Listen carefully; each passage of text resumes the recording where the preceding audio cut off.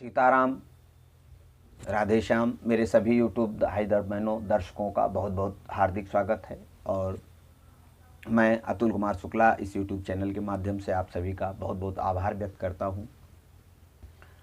मेरी कुछ वीडियोस पर आप लोगों ने बहुत जिज्ञासा व्यक्त की है, बहुत सारे कमेंट आए हैं और मैंने उनका यथा समय यथा उचित उत्तर भी दिया है, परंतु बहुत सी बातें जो हैं वह फिर भी रह गई हैं। तो एक वीडियो है पंचक नक्षत्र शांति। जी हाँ, पंचक नक्षत्र शांति में जिस प्रकार मैंने बतलाया था कि किसी की मृत्यु हो जाती है तो उसके मृत्यु का समय और उसके दाह का समय यह बहुत ही महत्वपूर्ण होते हैं और उसमें पंचक शांति का विधान किया जाना चाहिए। जिन लोगों ने मेरी पूर्व की वीडियो नहीं देखी है वह वीडियो देख सकते हैं, ऊपर डिस्क्रिप्शन में लिंक दिया हुआ है। आज हम उसी वीडियो का आगे का भाग, जो कि हम कह सकते हैं कि जो लगभग दर्शकों ने पूछा है कि हमारे दादाजी की मृत्यु इस कोरोना काल में या इस समस्या से उनकी मृत्यु हो गई और उनकी मृत्यु के समय उसका दाह संस्कार का समय और मृत्यु का समय बाद में जब देखा विचारा तो पता चला कि वह पंचक में उनकी मृत्यु हुई थी। तो अब हम आपको ये भी बता दें कि पंचक क्या होता है। पंचक 5 नक्षत्रों का ऐसा समूह होता है जिनमें किसी व्यक्ति की मृत्यु हो जाने पर पंचक शांति का विधान शास्त्रों में बतलाया गया है। धनिष्ठा से लेकर के रेवती पर्यंत 5 नक्षत्र होते हैं जो 27 नक्षत्रों में से बहुत ही महत्वपूर्ण है। इनमें कौन कौन से शुभ और अशुभ कार्य करने नहीं चाहिए वो उसके बारे में हमने पूर्व की वीडियो में बतलाया है। तो जिनकी मृत्यु पंचक नक्षत्र शांति में हो ही गई है और किसी कारणवश उनके परिवार में एक साथ और मृत्यु हो गई और बाद में उनको याद आया, उस चीज़ को उन्होंने समझा, मतलब वो साइकिल उन्हें पता लग गया है, तो उसके लिए वो तुरंत क्या कर सकते हैं, सूतक समाप्त होने के बाद, जो अभी अभी मृत्यु हुई है उसका सूतक समाप्त होने के बाद पंचक शांति अवश्य कराएं। जी हाँ, कई लोग कहते हैं कि मृत्यु दाह संस्कार करते समय हमको पता चला था कि पंचक है तो हमने 5 पुतले का पूजन करवा दिया था और वही पर्याप्त है।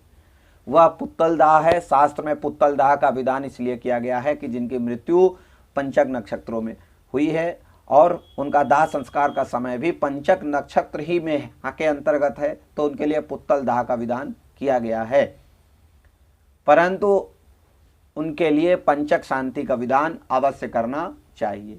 पंचक शांति के विधान के अंतर्गत जो 5 पुतले हैं जिनका कि पुनः पूजन करके दाह किया गया और पंचक शांति के अंतर्गत जिस नक्षत्र विशेष में उसकी मृत्यु हुई है उसका जप किया जाता है। जप के द्वारा आहुतियाँ प्रदान की जाती है जिससे कि परिवार में और किसी प्रकार के अमांगलिक अशुभ परिवार में ना आवे। यह बहुत ही महत्वपूर्ण है और आज के वैज्ञानिक सोच की परिवेश में ये बातें कहना ठीक वैसे ही लगता है जैसे कि ना मानने वाली बात। जैसे कि पढ़े लिखे गवर्नमेंट जॉब में स्थापित एक पुत्र को गांव में रहने वाले पिता की शिक्षा देना। जी हाँ, मुझे पूरा विश्वास है कि आप मेरी बातों को ठीक तरह से समझने का प्रयास करेंगे और धर्म के मार्ग पर आएंगे। हमारे गरुड़ पुराण के अंतर्गत साफ साफ यह निर्देश है कि पंचक नक्षत्र शांति का विधान विधि विधान से न किए जाने पर परिवार में 5 लोगों की मृत्यु होती है। अतः इस अशुभ कार्य से बचने के लिए, इस अशुभ संकेत को जान करके आप इसके लिए पंचक शांति का विधान कराएं। योग्य आचार्य ब्राह्मण से आप पंचक शांति का विधान कराएं।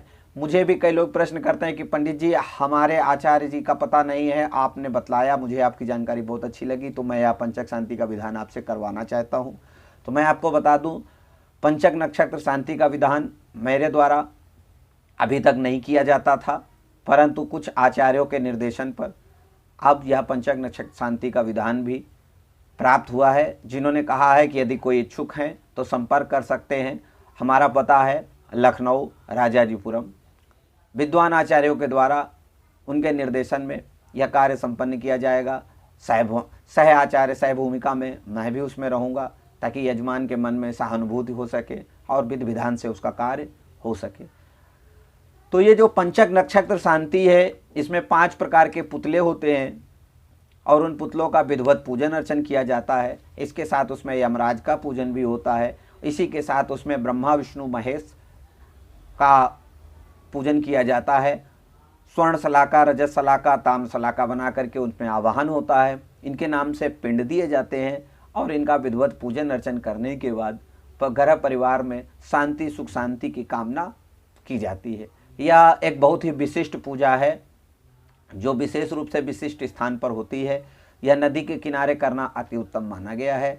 इसके अभाव में यह किसी भी स्थान पर की जा सकती है। मृत आत्मा की शांति के लिए, परिवार की सुख शांति के लिए इस प्रकार की पूजन अर्चन करनी चाहिए। तो आशा है आपको हमारी ये जानकारी अच्छी लगी होगी।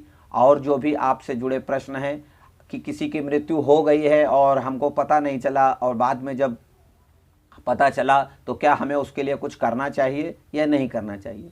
देखिए, हमने फिर कहा है, जो दोष आपके परिवार में चढ़ गया है, आप उसके बाद कोई पूजा कराते हैं तो वह पूर्व दोष बना ही रहता है और फिर नाना प्रकार की समस्याएं परिवार में आती ही रहती हैं। फिर हम कहते हैं कि कुंडली देखते हैं, यह पितृ दोष है या घर में इस तरह का वास्तु दोष है, इस प्रकार की वो समस्याएं बनी ही रहती हैं। इसलिए पूर्व में जो घटा है उसको जानने के लिए अपने बड़े का निर्देशन लें और उसके अनुसार उस पूजन शांति को कराने के बाद ही आप आगे के किसी शुभ पूजन का फल प्राप्त कर सकते हैं। यह बहुत ही महत्वपूर्ण जानकारी है और आशा है मेरे सभी यूट्यूब भाई बहनों और बंधुओं और यजमानों को अच्छी लगी होगी। तो इसको अपने मित्रों में जागरूक करें और उसके समय को, अगर किसी की मृत्यु हुई है और उसकी मृत्यु किस समय हुई थी, उसका क्या था, तो आप उसके लिए हमें कमेंट में लिख सकते हैं ताकि हम आपको उसका निर्देशन देंगे कि इसकी मृत्यु पंचक में हुई थी और इसके लिए पंचक शांति का विधान है जो कि करना चाहिए। तो आशा है हम इसी तरह से आप लोगों के लिए रोचक जानकारियां और आपके घर परिवार की सुख शांति समृद्धि की कामना करते रहेंगे और उनके परिवार में होने वाले सभी अशुभ और मंगलों के रोकने के लिए उनसे संबंधित छोटे छोटे उपाय इस वीडियो पर लाते रहेंगे। तो मैं इसी के साथ आप सभी से जय माता दी, सीताराम, राधे श्याम, हर हर महादेव कहकर यहाँ से प्रस्थान करूँगा और फिर मिलेंगे पुनः अगली वीडियो में। धन्यवाद। जय जय सीता।